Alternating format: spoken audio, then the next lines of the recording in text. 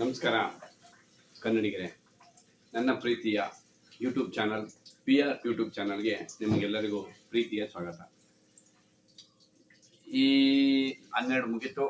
ಇವತ್ತು ಮತ್ತೆ ಅಣ್ಣವರ ವಿಶೇಷವಾದಂಥ ವಿಷಯಗಳನ್ನ ನಾನು ನಿಮ್ಗೆ ಹೇಳ್ತೀನಿ. ಏನು ಇವತ್ತಿನ ವಿಶೇಷವಾದಂಥ ಅಣ್ಣವರ ವಿಶೇಷ, ಬನ್ನಿ ಅದ್ರ ಬಗ್ಗೆ ಹೇಳ್ತೀನಿ.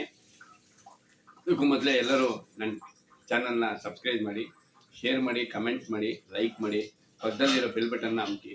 ನಿಮಗೆ ಯಾವುದೇ ಥರದ ನಾನು ವಿಡಿಯೋ ಹಾಕಿದ್ರು ನಿಮಗೆ ಎಲ್ಲ ನೋಟಿಫಿಕೇಶನ್ ಬರುತ್ತೆ. ನಿಮ್ಮ ಅಭಿಪ್ರಾಯ ಏನೇ ಇದ್ರೂ ನೇರವಾಗಿ ನನಗೆ ತಿಳಿಸಿ. ಕನ್ನಡಿಗರೇ, ಈಗ ಕನ್ನಡ ಚಿತ್ರರಂಗ ಹೇಳ್ತಾ ಇದೆ ಏನಂತ, ನಮಗೆ ಥಿಯೇಟರ್ಗಳು ಸಿಗ್ತಾ ಇಲ್ಲ ಅಂತ.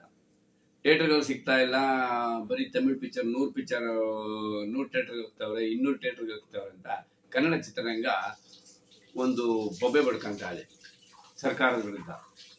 ನಮಗೆ ಥಿಯೇಟರ್ಗಳು ಬರಲ್ಲ, ಅವರನ್ನು ದೊಡ್ಡ ಹೀರೋಗಳು ಪಿಕ್ಚರು 100 ಥಿಯೇಟರ್ಗಳು ಹಾಕೊಂಡ್ಬಿಡ್ತಾರೆ, ನಮ್ಮ ಥಿಯೇಟರ್ಗಳೇ ಕೊಡಲ್ಲ, ನಮ್ಗೆ ಹೆಂಗೆ ಅಂತ ಬಡ್ಕೊಂತ ಇದ್ದಾರೆ. ಈಗ ಇದ್ರ ವಿರುದ್ಧವಾಗಿ 2005ನೇ ಇಸ್ವಿ ಸಮಯದಲ್ಲಿ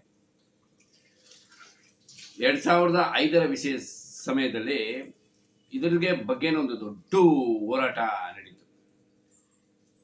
ಕನ್ನಡ ಚಿತ್ರಗಳಲ್ಲದೆ ಬೇರೆ ಭಾಷೆಯ ಚಿತ್ರಗಳು 7 ವಾರಗಳ ನಂತರ 50 ದಿನಗಳ ನಂತರ ಬೆಂಗಳೂರಿನಲ್ಲಿ ಕರ್ನಾಟಕದಲ್ಲಿ ರಿಲೀಸ್ ಆಗಬೇಕಂದ್ಬಿಟ್ಟು ಒಂದು ಆಜ್ಞೆನ ರಾಜ್ಯ ಸರ್ಕಾರ ಅನೌನ್ಸ್ಮೆಂಟ್ ಮಾಡಿತು. ಆ ಅನೌನ್ಸ್ಮೆಂಟ್ ಮಾಡೋಕ್ಕೆ ಕಾರಣ ಏನು? ಅಣ್ಣವರು ಕನ್ನಡ ಚಿತ್ರರಂಗದಲ್ಲಿ ನೇರವಾಗಿ ಬಿಡುಗಡೆ ಆಗ್ತಿರೋ ಚಿತ್ರಗಳಿಗೆ ತಮಿಳುನಾಡು, ತೆಲುಗು, ಆಂಧ್ರ, ಹಿಂದಿಯಿಂದೆಲ್ಲ ಬರ್ತಾ ಇರೋ ಚಿತ್ರಗಳು ಕರ್ನಾಟಕದಲ್ಲಿ ನೇರವಾಗಿ ಬಿಡುಗಡೆ ಆಗ್ತಿತ್ತು.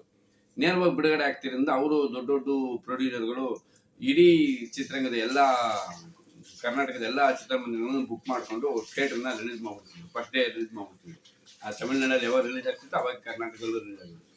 ಇದರ ವಿರುದ್ಧವಾಗಿ ಚಲನಚಿತ್ರ ವಾಣಿಜ್ಯ ಮಂಡಳಿ ಇಲ್ಲ, ಸ್ವಲ್ಪ ಲೇಟರ್ ರಿಲೀಸ್ ಮಾಡಿದ್ರೆ ನಮಗೆ ನಮ್ಮ ಥಿಯೇಟರ್ಗಳಿಗೆ ಇದಾಗತ್ತೆ, ಹಂಗೆ ಅಂತ ಒಂದು ಇದು ಪ್ರತಿಭಟನೆ ಮಾಡೋಣ ಅಂದ್ಬಿಟ್ಟು ಮುಂದಾಯಿತು. ಇದಕ್ಕೆ ಸರ್ಕಾರ ಏನಾರ ಮಾಡಬೇಕು ಅಂದ್ಬಿಟ್ಟು ಪ್ರತಿಭಟನೆ ಮುಂದಾದಾಗ ಥಿಯೇಟರ್ಗಳವರು ಸಹ ಕನ್ನಡ ಚಿತ್ರರಂಗಕ್ಕೆ ಥಿಯೇಟರ್ನ ಕಮ್ಮಿ ಕೊಟ್ಟು ಬರೀ ತಮಿಳು, ತೆಲುಗು ಚಿತ್ರರಂಗಕ್ಕೆ ಕೊಡ್ತಾ ಇದ್ರು ಜಾಸ್ತಿ. ಯಾಕಂದ್ರೆ ಅವ್ರು ಬಿಸ್ನೆಸ್ ನೋಡ್ತಾ ಇದ್ರು. ಥಿಯೇಟರ್ಗಳು ಅವರು ಬಿಸ್ನೆಸ್ ನೋಡ್ಕೊಂಡು ಅವ್ರಿಗೆ ಯಾರು ಜಾಸ್ತಿ ದುಡ್ಡು ಕೊಡ್ತಾರೆ ಅವ್ರಿಗೆ ಥಿಯೇಟರ್ ಕೊಡ್ತಿದ್ರು. ಕನ್ನಡ ಚಿತ್ರರಂಗಕ್ಕೆ ಥಿಯೇಟರೇ ಕೊಡ್ತಾರೆ. ಇದರ ವಿರುದ್ಧವಾಗಿ ಪ್ರತಿಭಟನೆಗೆ ಕನ್ನಡ ಚಿತ್ರರಂಗ ಮುಂದಾಯಿತು. ಕನ್ನಡ ಚಿತ್ರರಂಗ ಪ್ರತಿಭಟನೆ ಮುಂದಾಯಿತು ಅಂದಾಗೆ ಅದಕ್ಕೆ ಮುಂದೆ ಬರೋರೆ ಅಣ್ಣವರು. ಅದರ ನಾಯಕರೇ ಅವರು. ನಾಯಕರೇ ಅಲ್ಲ, ಕನ್ನಡ ಚಿತ್ರರಂಗನೇ ಅಣ್ಣವರು. ಅವರು ಮುಂದೆ ಬಂದಾಗ ಫಸ್ಟು ಇದ್ರ ವಿರುದ್ಧವಾಗಿ ಮಾತಾಡಬೇಕು ಅಂದ್ಬಿಟ್ಟು ಅಣ್ಣವರು ಒಂದು ಪತ್ರಿಕಾಗೋಷ್ಠಿ ಮಾಡಿ ರಾಜ್ಯ ಸರ್ಕಾರಕ್ಕೆ ಎಚ್ಚರಿಕೆ ಕೊಟ್ಟರು. ನೀವು ಈ ಥರ 7 ವಾರದ ನಂತರ ಬಿಡುಗಡೆ ಮಾಡೋಕ್ಕೆ ತಮಿಳು, ತೆಲುಗುವರೆಗೆಲ್ಲ ಹೇಳಿ ಅಂತ ಹೇಳ್ಬಿಟ್ಟು ರಾಜ್ಯ ಸರ್ಕಾರಕ್ಕೆ ಎಚ್ಚರಿಕೆ ಕೊಟ್ಟು ಮೆಜೆಸ್ಟಿಕ್ನ ಚಿತ್ರಮಂದಿರಗಳ ವಿರುದ್ಧವಾಗಿ ಮೆಜೆಸ್ಟಿಕ್ನ KG ರಸ್ತೆ ಅಲ್ಲಿ ಜನತಾ ಬಜಾರ್ ಹತ್ರ ಅಣ್ಣವರು ಒಂದು ಬೃಹತ್ ಪ್ರತಿಭಟನೆ ಹಮ್ಮಿಕೊಂಡ್ರು. ಅವರು ಆಗ್ತಾನೆ ಒಂದು ವಾರದಿಂದೇನೋ ಅಣ್ಣವರು ಆ ಪ್ರತಿಭಟನೆ ಆರಂಭ ಆಗಿ 1 ವಾರದಿಂದೇನೋ ಮೈ ಹುಷಾರಿಲ್ಲದೆ ಸ್ವಲ್ಪ ಆಸ್ಪತ್ರೆಗೆ ಸೇರಿ 1 ವಾರದಿಂದೇ ಡಿಸ್ಚಾರ್ಜ್ ಆಗಿದ್ರು. ಡಿಸ್ಚಾರ್ಜ್ ಆಗಿ ಅವ್ರು ಬಂದು 1 ವಾರಕ್ಕೇನೆ ಈ ಪ್ರತಿಭಟನೆ ಹಮ್ಮಿಕೊಂಡ್ರು. ಅಣ್ಣವರು ತಮ್ಮಲ್ಲಿ ಹುಷಾರಿಲ್ಲ ಅದೇನು ಲೆಕ್ಕಿಸದೆ ಕನ್ನಡ ಚಿತ್ರರಂಗ ಇರಬೇಕು ಅಂತ ಹೇಳ್ಬಿಟ್ಟು ನೇರವಾಗಿ ಧುಮುಕಿದ್ರು. ಅವರಲ್ಲಿಗೆ ಇದಕ್ಕೆ ಬಂದರು, ಪ್ರತಿಭಟನೆಗೆ ಬಂದು ಕೂತರು.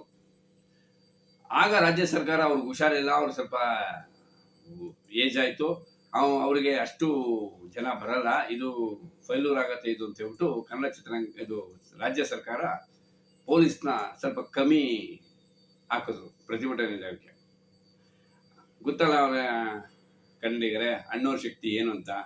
ಸರ್ಕಾರ ಗೊತ್ತಿಲ್ಲದೆ ಇರ್ಬೋದು, ಕನ್ನಡಿಗರಿಗೆ ಚೆನ್ನಾಗಿ ಗೊತ್ತು. ಅಣ್ಣವ್ರು ಬಂದಿದ್ದು ಇಡೀ ಮೆಜೆಸ್ಟಿಕ್ ಬಂದಾಗೋಯ್ತು. ಪ್ರತಿಭಟನೆಗೆ ಜನತಾ ಬಜಾರ್ಗೆ ಅಣ್ಣವ್ರು ಬಂದು ಕೂತ್ಕೊಂಡ್ರು. ನೋಡಿ, ರೋಡ್ ಎಲ್ಲ ಜಾಮ್, ಎಲ್ಲಿ ನೋಡಿದ್ರು ಅಲ್ಲಿ ಜನ, ಎಲ್ಲಿ ನೋಡಿದ್ರು ಅಲ್ಲಿ ಅಭಿಮಾನಿ ದೇವ್ರುಗಳು. ರೋಡೆಲ್ಲ ಸ್ಟಾಪ್ ಆಯಿತು, ಜನ ಇದ್ದಕ್ಕಿದ್ದಂಗೆ ಶಬ್ದ ಆಗೋಯ್ತು ಇಡೀ ಮೆಜೆಸ್ಟಿಕ್ಕು. ಆಗ ಪೊಲೀಸರೆಲ್ಲ ಓಡೋಡ್ ಬಂದು ಸೆಕ್ಯೂರಿಟಿ ಅವರು ತಮ್ಮ ಕರ್ತವ್ಯನ ನಿರ್ವಹಿಸ್ತಾ ಇದ್ರು. ಇದನ್ನ ಮನಗಂಡ ಅಣ್ಣವ್ರು ಬಂದಿದ್ದು ನೋಡಿ, ಜನ ನೋಡಿ ಸರ್ಕಾರಕ್ಕೆ ದಿಗ್ಭ್ರಮೆ ಆಗೋಯ್ತು. ರಾಜ್ಯದ ಉಪಮುಖ್ಯಮಂತ್ರಿ ಆಗಿದ್ದಂಥ ಆಗ ರಾಜ್ಯದ ಉಪಮುಖ್ಯಮಂತ್ರಿ ಆಗಿದ್ದಂಥ ಸಿದ್ದರಾಮಯ್ಯ ಅವರು ಅಣ್ಣವ್ರು ಇದ್ದ ಸ್ಥಳಕ್ಕೆ ಓಡ್ ಬಂದರು. ಜನತಾ ಬಜಾರ್ಗೆ ಅವ್ರು ಬಂದು, ಇಲ್ಲ ಇದ್ರ ಬಗ್ಗೆ ನಾನು ಮಾತಾಡ್ತೀನಿ, ವಿಧಾನಸಭೆಯಲ್ಲಿ ಮಾತಾಡಿದ್ರು ಒಂದು ಕಾನೂನು ಮಾಡ್ತೀವಿ ಹಂಗೆ ಹಿಂಗೆ ಅಂತೇಳಿ ಮಾಡಿ ಒಂದು ಇದು ಮಾಡಿದ್ರು. ಏನು, ಅಣ್ಣವ್ರಿಗೆ ಆಶ್ವಾಸನೆ ಕೊಟ್ಟರು. ಪ್ರತಿಭಟನೆ ಅಲ್ಲಿಗೆ ಸ್ಟಾಪ್ ಆಯಿತು. ಒಂದು ವಾರ ಆದರೂ, ಒಂದು 15 ದಿವಸ ಆದರೂ ಇದ್ರ ಬಗ್ಗೆ ಏನೂ ಮಾತಾಡಲೇ ಇಲ್ಲ. ಮತ್ತೆ ಪ್ರತಿಭಟನೆ ಆರಂಭವಾಯಿತು. ಪ್ರತಿಭಟನೆ ಆಗುವಾಗ ವಿಧಾನಸೌಧದ ಮುತ್ತಿಗೆ ಅಂತ ಹೇಳ್ಬಿಟ್ಟು ವಿಧಾನಸೌಧಕ್ಕೆ ಅಣ್ಣವರು ಮುತ್ತಿಗೆಗೆ ಮುಂದಾದರು. ವಿಧಾನಸೌಧ ಹತ್ರ ಬೃಹತ್ ಮತ್ತೆ ಪ್ರತಿಭಟನೆ ಮಾಡಿದ್ರು. ಎಲ್ಲ ಕನ್ನಡ ಸಂಘಟನೆಗಳು, ಅಭಿಮಾನಿಗಳೆಲ್ಲ ಬಂದರು. ಅವತ್ತು ರೋಡ್ ಜಾಮಾಲಾಯ್ತು. ಇಡೀ ಎಲ್ಲ ಸರ್ಕಾರನೇ ದಿಗ್ಭ್ರಮೆಯಾಗಿ ಆ ಸ್ಥಳಕ್ಕೇನೆ, ವಿಧಾನಸೌಧದ ಪ್ರತಿಭಟನೆ ಸ್ಥಳಕ್ಕೇನೆ ಮುಖ್ಯಮಂತ್ರಿ ಆದಂಥ ಇವರು ಧರ್ಮಸಿಂಗ್ ಅವರು ಆಗಮಿಸಿ ಅಣ್ಣವ್ರ ಮನವಿ ಪತ್ರನ ತಗೊಂಡು, ಇಲ್ಲ ಇದ್ರ ಬಗ್ಗೆ ನಾನು ಇದೇ ಮಾಡ್ತೀನಿ ಅಂತ ಹೇಳ್ಬಿಟ್ಟು ಅವರು ಕನ್ನಡ ಚಿತ್ರ ಅಲ್ಲದೆ ಬೇರೆ ಚಿತ್ರಗಳು 7 ವಾರದ ನಂತರ ಬಿಡುಗಡೆ ಆಗಬೇಕು ಅಂದ್ಬಿಟ್ಟು ಒಂದು ಆಜ್ಞೆನ ಹೊರಡಿಸಿದ್ರು. ಇದ್ರ ಬಗ್ಗೆ ಒಂದು ಕಾನೂನೇ ಮಾಡಿದ್ರು. ಕಾನೂನು ಮಾಡಿ ಅದ್ರ ಬಗ್ಗೆ ಎಲ್ಲ ಇದು ಮಾಡಿ ಕಾನೂನ ಮಾಡಿ ಅವರು ಆಜ್ಞೆ, ಇದು ಸರ್ಕಾರದಿಂದ ಇದು ಮಾಡಿಸಿದ್ರು, ಆಜ್ಞೆ ಮಾಡಿದ್ರು. ಅದಾಗಿ ಸ್ವಲ್ಪ ದಿನಕ್ಕೆ ಒಂದು 2-3 ವಾರ ಬಿಟ್ಟು ಬೇರೆ ಭಾಷೆಗಳು ಚಿತ್ರಗಳು ಇಲ್ಲಿ ಬಿಡುಗಡೆ ಆಗೋ ಸ್ಟಾರ್ಟ್ ಆಯಿತು. ನೇರವಾಗಿ ಬಿಡುಗಡೆ ಆಗದೆ 1-2 ವಾರದ ನಂತರ ಬಿಡುಗಡೆ ಆಗ್ತಾ ಇತ್ತು. ಅದು ಕಾಲಕ್ರಮೇಣ ಒಂದು 3-4 ತಿಂಗಳು ನಡೀತದೆ. 3-4 ತಿಂಗಳು, ಒಂದು 5-6 ತಿಂಗಳು ನಡೀತು. 5-6 ತಿಂಗಳು ನಡೀತಾನೆ 2006 ಬಂದ್ಬಿಡ್ತು. 2006 ಬಂತಾನೆ ಏಪ್ರಿಲ್ 12ನೇ ತಾರೀಕು ಈ ನಾಡಿನ ಅವಿಭಾಜ್ಯದ ಅಂಗ ಅಣ್ಣವರು ನಮ್ಮಿಂದ ದೂರ ಆದ್ರು. ಅದೆಲ್ಲ ಘಟನೆ ನಿಮಗೆ ಗೊತ್ತಿದೆ.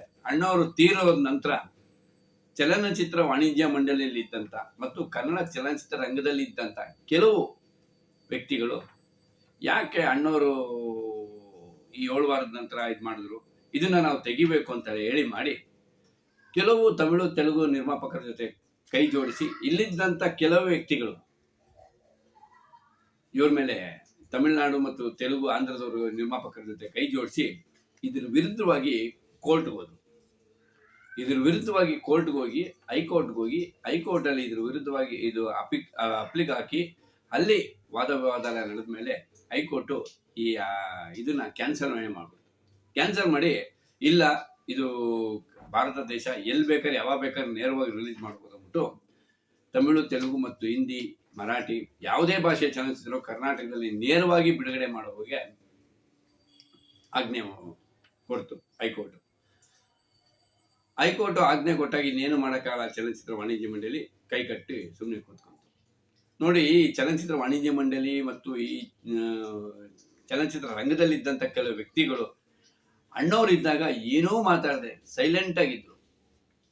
ಅಣ್ಣವ್ರ ನಿಧಾನದ ನಂತರ ನಿಧಾನಕ್ಕೆ ಕೋರ್ಟ್ ಮುಖಾಂತರ ಹೋಗಿ ಈ ಕಾಯ್ದೆನ ತೆಗೆದುಬಿಟ್ಟು ನೇರವಾಗಿ ಬಿಡುಗಡೆ ಮಾಡೋಕ್ಕೆ ಇದು ಮಾಡಿದ್ರು. ಅಣ್ಣವ್ರು ಇದ್ದಾಗ ಅವ್ರು ಮಾತಾಡೋದು ತಾಕತ್ತಿದ್ದಿಲ್ಲ. ಯಾಕಂದ್ರೆ ಅಣ್ಣವ್ರ ಗತ್ತಂಗಿತ್ತು. ಅದೇನಾರ ಅವತ್ತು ಯಶಸ್ವಿ ಆಗಿದ್ದಿದ್ರೆ, ಅವ್ರು ಯಾರು ಕೋರ್ಟ್ಗೆ ಹೋಗದೆ ಅದು ಹಾಗೆ ಮುಂದುವರ್ಸ್ಕೊಂಡು ಹೋಗಿದ್ರೆ ಇವತ್ತು ನೇರವಾಗಿ ಯಾವ ಭಾಷೆಯಿಂದ ಬಿಡುಗಡೆ ಆಗ್ತಿತ್ತು ಚಿತ್ರರಂಗದಲ್ಲಿ ಎಲ್ಲ ಸ್ಟಾಪ್ ಆಗಿರೋದು.